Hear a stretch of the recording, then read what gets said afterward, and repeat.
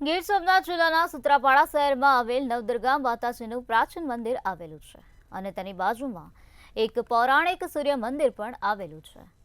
આ નવદુર્ગાના મંદિરમાં નવદુર્ગા ગરબી મંડળ દ્વારા મા દુર્ગાના પ્રાચીન અને જૂની ઢબે પરંપરાગત ગરબા આજે પણ ચાલી રહ્યા છે।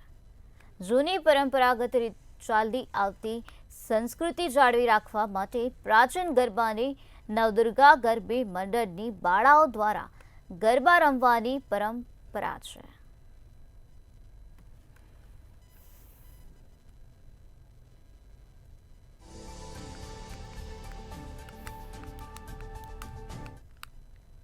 આજના નવરાત્રિ ઉત્સવને અમે ખૂબ પ્રાચીન ઢબેથી ઉજવીએ છીએ।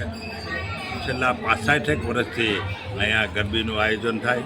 પહેલાં 25 વર્ષ સુધી અહીંયા ઐતિહાસિક અને ધાર્મિક નાટકો થતા।